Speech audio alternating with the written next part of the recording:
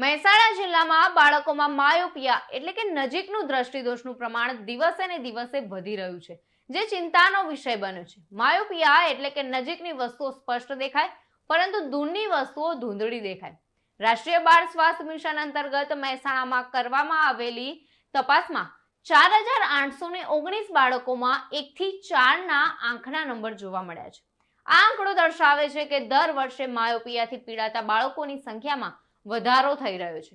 તો માયોપિયા એ આંખની એવી સ્થિતિ છે જેમાં નજીકની વસ્તુઓ સ્પષ્ટ દેખાય છે પરંતુ દૂરની વસ્તુઓ ધૂંધળી દેખાય છે.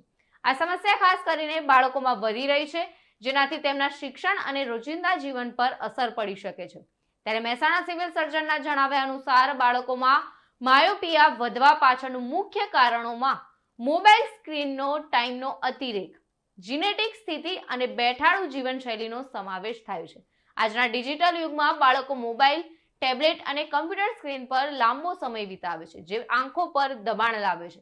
આ ઉપરાંત જો માતા પિતાને માયોપિયાની સમસ્યા હોય તો બાળકોમાં પણ તેનું જોખમ વધી જાય છે. બેઠાડું જીવન અને બહાર રમવાના સમયનો અભાવ પણ આ સમસ્યાને વધારે છે. ત્યારે મહેસાણા સિવિલ સર્જનના મતે માયોપિયાથી બચવા માટે 20-20 રૂલ અપનાવવો જોઈએ. એટલે કે આ રૂલ મુજબ દર 20 મિનિટે સ્ક્રીનથી નજર હટાવીને 20 ફૂટ દૂર રાખેલી વસ્તુને જોવું જોઈએ. આ સરળ પદ્ધતિ આંખોને આરામ આપીને માયોપિયાના જોખમને ઘટાડી શકે છે. ઉપરાંત આ વધતી સમસ્યાને રોકવા માટે નિષ્ણાંતો વાલીઓને બાળકોના સ્ક્રીન ટાઈમ પર નિયંત્રણ રાખવા અને બહારની પ્રવૃત્તિઓને પ્રોત્સાહન આપવાની સલાહ આપે છે. શાળાઓમાં પણ આંખની તપાસના કાર્યક્રમો અને જાગૃતિ અભિયાનો શરૂ કરવાની જરૂર છે. ત્યારે સરકારી સ્તરે રાષ્ટ્રીય બાળ સ્વાસ્થ્ય મિશન દ્વારા ચાલતી તપાસ એક સકારાત્મક પગલું છે, પરંતુ સમાજના સહયોગ વિના આ સમસ્યાનો સામનો કરવો મુશ્કેલ બની શકે છે. જો સમયસર પગલાં નહીં લેવાય તો આગામી વર્ષોમાં મહેસાણાના બાળકોમાં માયોપિયાનું પ્રમાણ વધુ ગંભીર સ્વરૂપ લઈ શકે છે. આ માટે સમયસર જાગૃતિ અને નિવારણ જરૂરી છે. જે રીતે આખું આજે આંખોના નંબર વધવા જે આખો ઇશ્યુ છે બાળકોમાં કેમ વધી રહ્યા છે અને આ માટે શું કરવું જોઈએ?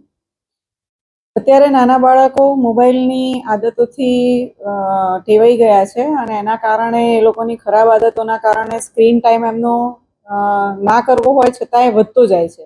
હવે સ્ક્રીન ટાઈમ વધતો જાય છે, નજીકથી એ લોકો ટીવી જોવે છે કે નજીકથી મોબાઈલ જોવે છે, એટલે એની અસરો ખરાબ આંખ પર થતી હોય છે અને નંબરો આવે છે. એ ઉપરાંત જે પહેલાં બાળકો બહાર રમવા જતા હતા, જે ઉછળકૂદ કરતા હતા, કે જે ફિઝિકલ એક્સરસાઇઝ થતી હતી, એ હવે મોબાઈલના અને વિડીયો ગેમના અત્યારે જમાનામાં એ બધી એક્સરસાઇઝ રિપ્લેસ થઈ ગઈ છે અને બાળકો ઘરમાં ને ઘરમાં સમય વિતાવે છે. બહાર સૂર્યપ્રકાશમાં કે લોનમાં ચાલવા માટે જતા નથી, રમતા નથી ગાર્ડનમાં, અને આ બધી આડઅસરોના કારણે એમના નંબર, માયોપિયા જેને કહીએ, જે નાની ઉંમરે અને બાળકોને નંબર આવે એવી પરિસ્થિતિ વધતી જોવા મળે છે. આમાં બચવા માટે શું કરી શકાય? માયોપિયામાં રાહત કેવી રીતે મળી? નાના બાળકોને એક તો મોબાઈલથી દૂર રાખવા માટે વડીલોને અપીલ કરી શકાય. બીજું, એ લોકોને રૂલ ઓફ 20 સમજાવીએ કે દરેક બાળકને 20 સેકન્ડ માટે 20 ફૂટ દૂરની વસ્તુ જોવા માટે આપણે આગ્રહ રાખીએ અને થોડી વાર દૂરનું જોવાનું 20 સેકન્ડ માટે અને પછી નજીકની વસ્તુ જોવાની. એનાથી જે આંખના જે મસલ્સ હોય છે એને એક્સરસાઇઝ થાય છે અને એમની સંકોચન અને શિથિલની જે વૃત્તિ હોય છે એ એકોમોડેશન માટે જે કામ કરે છે, જેનાથી વિઝ્યુઅલ એક્યુટી આવતી હોય છે, એ સારી આવે છે. એટલે આ એક્સરસાઇઝ કરવા માટે મોટિવેટ કરવું જોઈએ, બહાર ફરવા માટે લઈ જવા જોઈએ, બહાર ફિઝિકલ એક્સરસાઇઝ થાય એવી એમને કબડ્ડી, ખોખો, ક્રિકેટ જેવી રમતો રમાડવી જોઈએ અને એમને મોટિવેટ કરવા જોઈએ. તરુણ પ્રજાપતિ સાથે ચક્રવાત ન્યૂઝ, મહેસાણા.